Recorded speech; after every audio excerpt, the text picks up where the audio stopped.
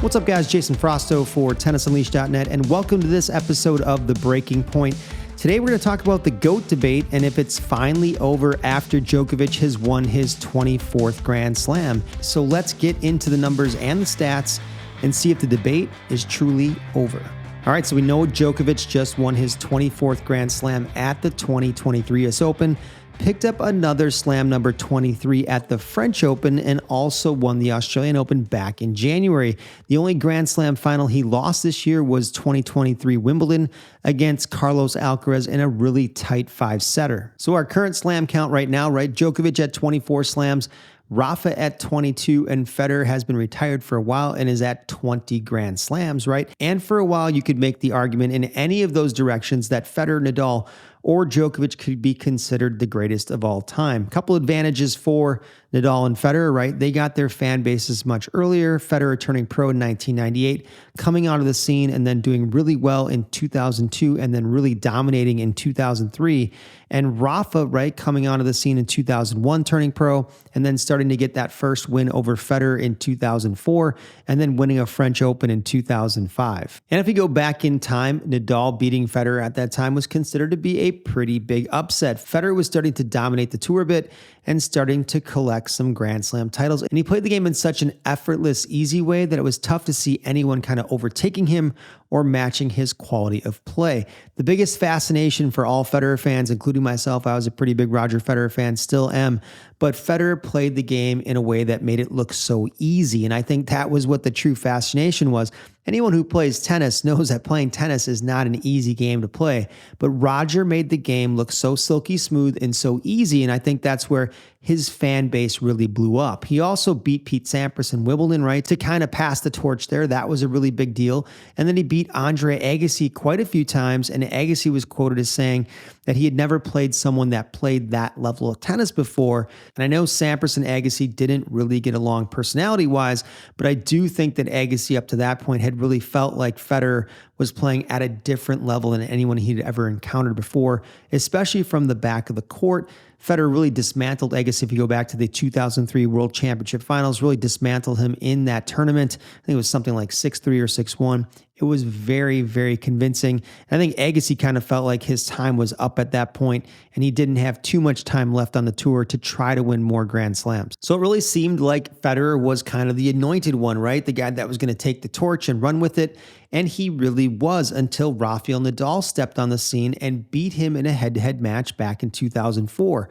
On top of that, Nadal won the French Open in 2005 and became the Grand Master of clay courts, winning a record 14 French Open titles, which I really can't see anyone beating at any point. There were times where Nadal was making runs on clay where he literally just looked unstoppable, right? That lefty forehand kicking up really high over players' backhands. He was basically a one-handed backhand player's worst nightmare, and Federer was never able to defeat Nadal at the French Open. So we had Roger with a super smooth, silky right-handed game that nobody had really ever seen somebody play that smooth before, and then we had Nadal kind of doing the polar opposite, coming not that long after him in terms of winning a Grand Slam, playing lefty, kind of this grinding style, a lot of fire out there, right? Getting really pumped up. And it was two polar opposites on the tennis court at the same time who happened to both be in the all-time great category, right? We didn't know at the time that's what we were getting, but that truly, in fact, was something that we were getting. But then that's where the spoiler comes into effect with Novak Djokovic turning pro in 2003. And it took Novak a while to make his dent on the scene, right?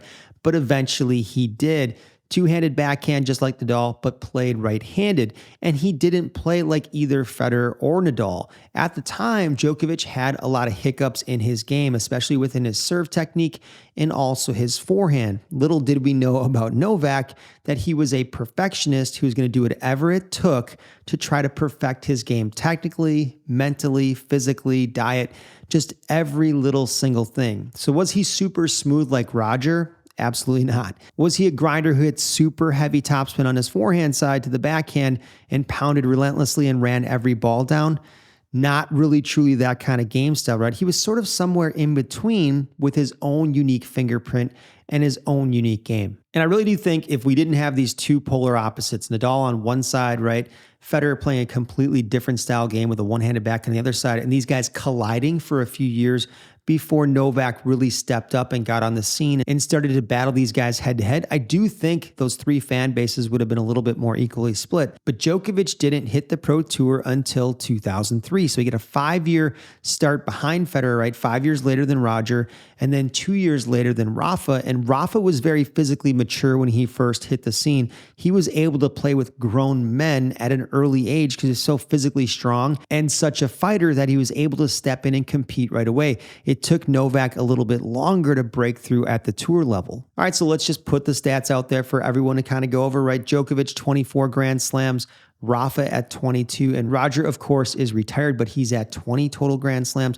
Rafa picked up 22 Grand Slams, but 14 of those, right, were at the French Open. He picked 4 up at the US Open, 2 at Wimbledon, and 2 at the Australian Open. So Rafa was able to win a career Grand Slam twice over because he picked up 2 Wimbledons and 2 Australian Opens. If we look at Djokovic's record at Grand Slams, right, 24 total Grand Slams, 10 of those at the Australian Open on hard courts, 3 at the French Open, 7 Wimbledon titles, and 4 US Open titles. So spread relatively evenly across the different surfaces, right? But being very dominant in Australia, of course, on a hard court.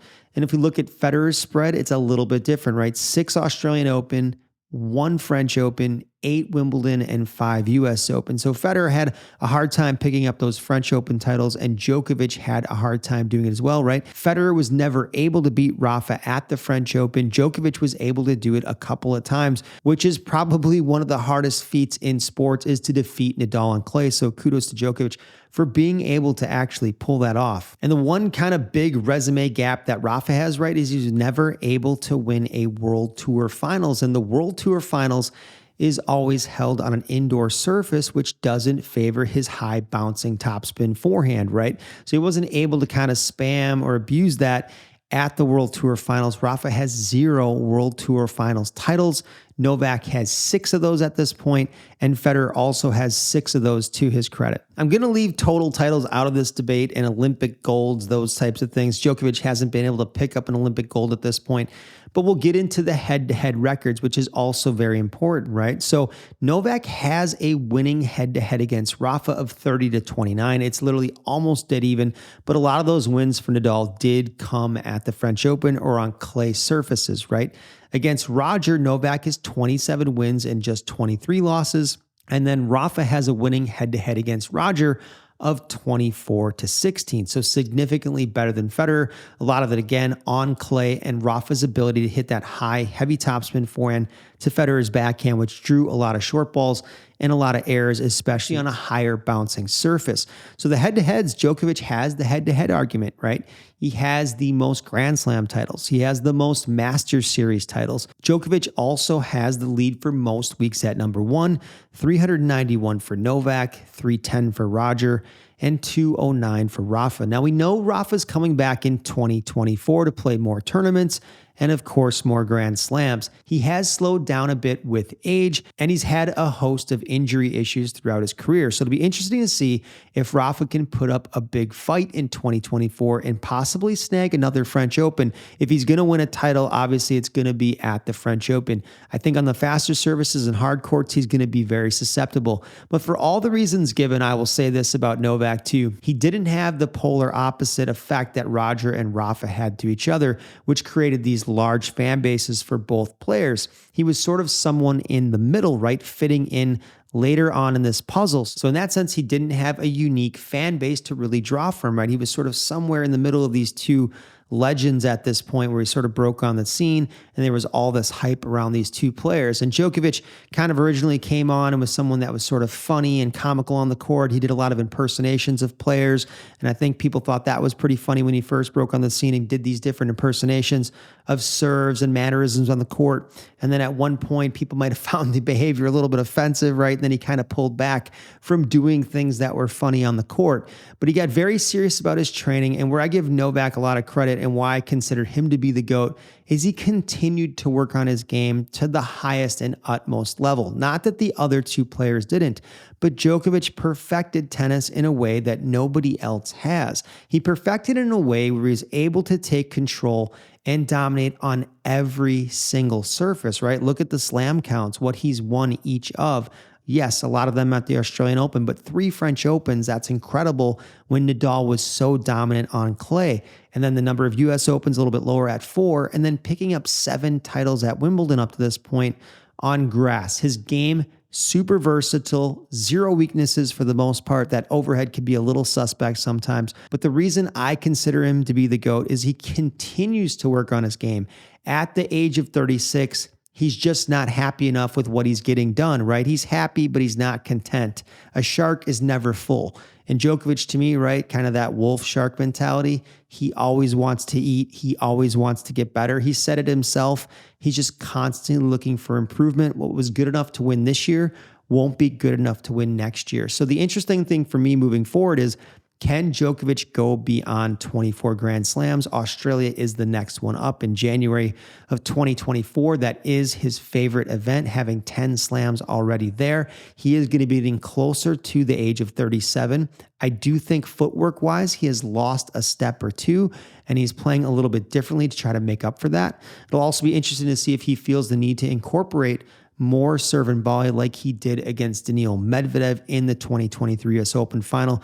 But in my eyes, at this point and for a while now, Djokovic is the GOAT on statistics, but he's also the GOAT because he continues to evolve and improve his game. And that aspect of being the GOAT cannot be overlooked. All right, guys, that wraps it up for this debate on who truly is the GOAT. My pick again, Novak at this point, and I think he's going to add another slam or two to that total of 24. If you enjoyed this video podcast of The Breaking Point, make sure you hit that like and subscribe button. Drop your comments and questions below and let me know different topics that you want me to cover on this channel. I'm Jason Frausto for TennisUnleashed.net. I'll see you next time.